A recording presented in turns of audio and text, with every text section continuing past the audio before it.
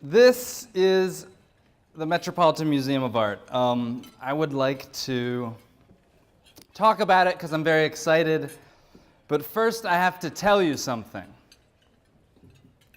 I do not like museums.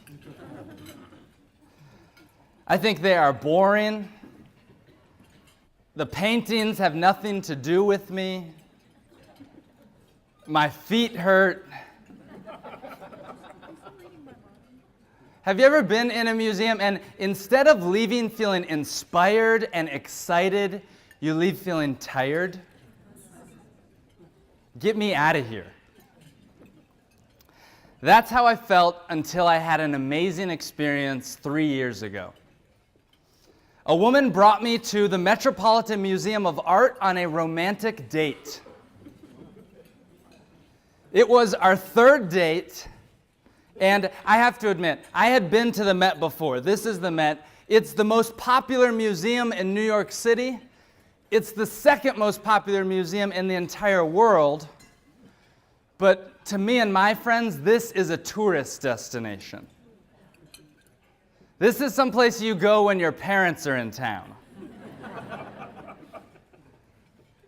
But it was her idea. She said, let's go to the Met. And we did. We went on a Saturday night in the middle of December. It was snowy outside that night. The Met's open late on Friday and Saturday nights. It's incredible. It looked something like this. The museum, to me, she started to give me a private tour, walking around, showing me these objects that she liked. I saw paintings. I saw sculpture, Egyptian artifacts. And I don't know if it was the light that night and the space, or the weather, or maybe just having a very attractive woman talk to me. But that night I fell in love with the museum. I fell in love with the Metropolitan Museum of Art, and I started going there every single weekend. During the week, I was an electronics salesman.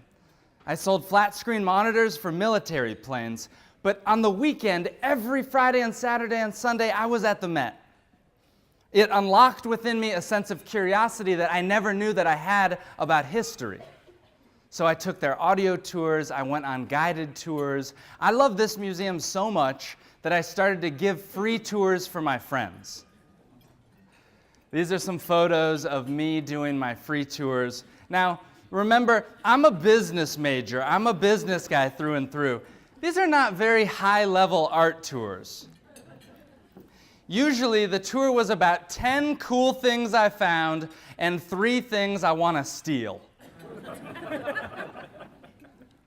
I would take my friends to objects like this. This is a late 17th century Goa stone case built on the west coast of India by Jesuit priests to hold these bezoars, these black balls that they believed had magic, mystical properties. They thought that they could shave off a piece of this into a cup of tea, it would cure any poison. This thing held this ball that they thought you could drop it into a well and it would cure the plague for 100 miles around. On my tour, we would walk up to the case like little kids. We would press our face to the glass, look at the craftsmanship, and talk about the things that we would put inside of it if it was at home. The answer, by the way, was usually chocolate or drugs. My tours got to be very popular amongst this millennial group. It was just for my friends. My friends told their friends told their friends. I got to be interested in this new audience. Museum tours for people who don't like museums.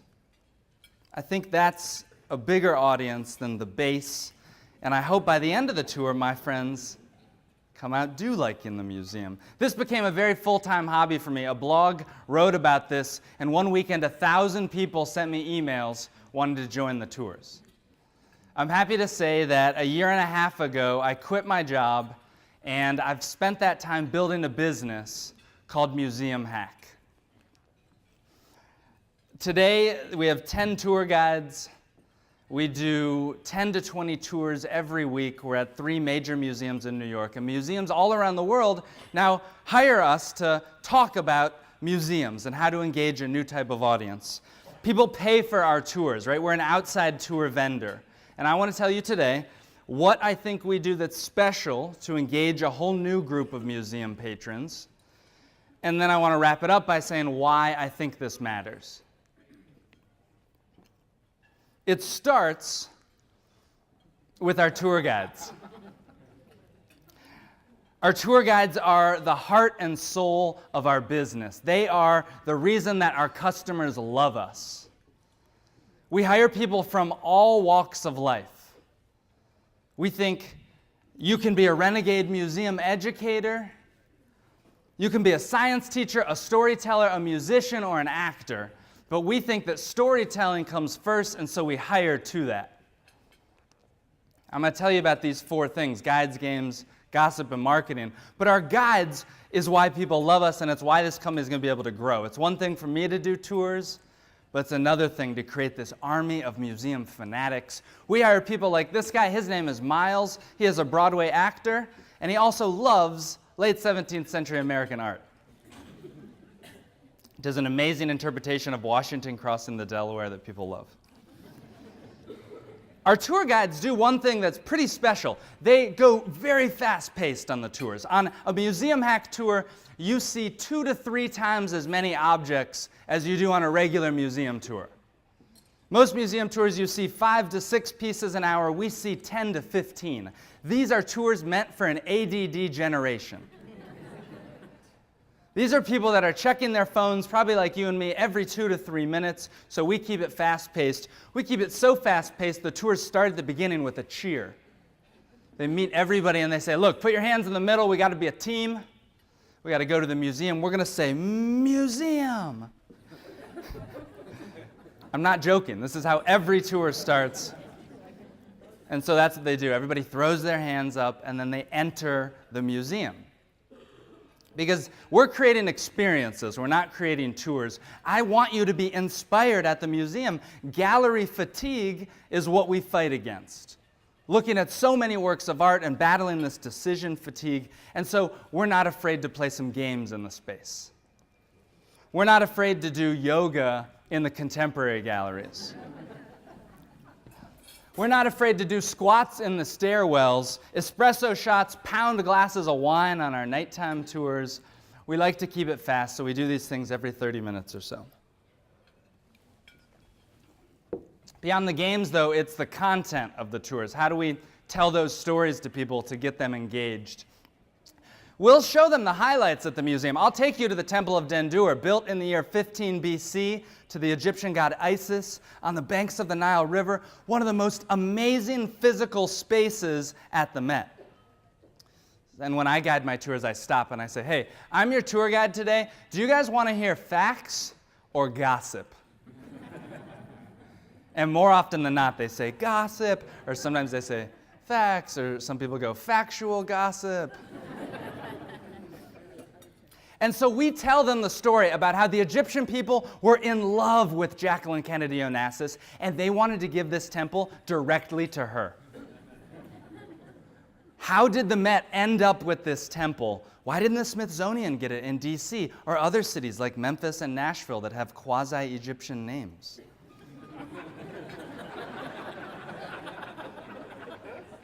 The end of this story, by the way, when you join a tour, has an amazing reveal that everybody claps and they laugh about. But one of my favorite demographics of people who join our Renegade Museum tours are people who we lovingly call finance bros. Let's see. Oh yeah, museums are fucking awesome. This is our tagline. We're not above cheap marketing tricks. Freud talked about using swear words to get people to snap out of areas in their head that they have. When we associate museums are fucking awesome with museums, it makes people think totally new. I'm going after an audience who never would go to a museum on a Friday or Saturday, right? These are people that can play Netflix. They have a variety of entertainment options. But I think museums are important. One of our most popular things that went viral on the internet was this photo shoot called The Top 10 Places to Make Out at the Cloisters. Let's make the museum feel like a hot date spot, right? We love doing things like this. And when our tours go well enough, people ask, hey, can I do a private tour and propose to my girlfriend? This is a real photo from a proposal that happened about a year ago. We've done 7 of these so far. And proposal guys have the craziest requests. A guy called me up 2 months ago, and he says, I want to hire you for a private tour. I want to propose to my girlfriend. I said, okay, great.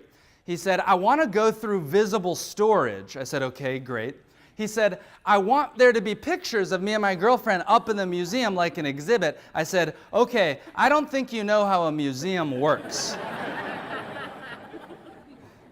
He said, I'll pay you this much money. We found a way. Photos are so important on our tours. We love taking pictures of people in the museum, having fun, encouraging people to take selfies. Because let's be honest, people, you look awesome in a museum. Think about it. You're looking there with the sculptures and the art, and you're so sophisticated. People love sharing these photos. We have 0 marketing budget. It's all through word of mouth. People come on our tours, they take photos, and they share those pictures to their friends. Pictures are so important to us that we actually give photos away to everybody. Fuji has this business that makes these like Polaroid cameras. We spent thousands of dollars to give each of our guides an instant camera so that people can take home a physical artifact, a memory of them having fun in the museum. Because that's our job, is for you to come and have fun once. And then you'll be willing to come back again in the future, and the museum has amazing offerings for you. But these photos are very important to us, and everybody gets one. A quick little bit about our business. We have 10 tour guides. We have a couple full-time staff. We're at 3 major museums here in New York City. The Met Natural History Museum, and we've been invited to go to the Brooklyn Museum. We're a private business. We have no official affiliation with the museum. We act as a third-party tour guide service that comes in, brings our own guides. All of our customers buy their tickets online, and we meet them at the museum. A significant portion of our revenue now comes from businesses like Google and PayPal and Adobe who send their employees to us for team building at the museum. We do fun museum tours. And Skift came, which was awesome. And we do museum consulting to engage millennials. How do we get these people? So that's all sort of interesting. I think I've spent the last year and a half building up a business that's sustainable now that can further this vision that I have. And it comes down to why. Why do I do this? Because I am crazy about museums now. To tell you why I do this, I have to start with my favorite piece in the entire Metropolitan Museum of Art.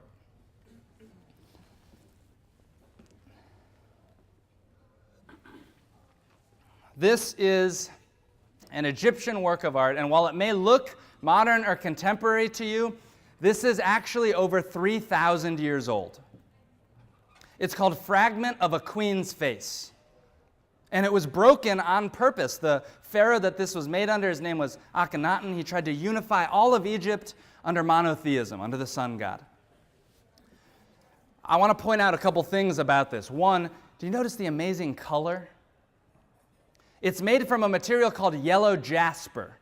It's a semi-precious stone. There's 2 things to take away. One, at the time this piece was made, yellow jasper was so rare that the next largest piece of yellow jasper in the whole museum is no bigger than your thumbnail.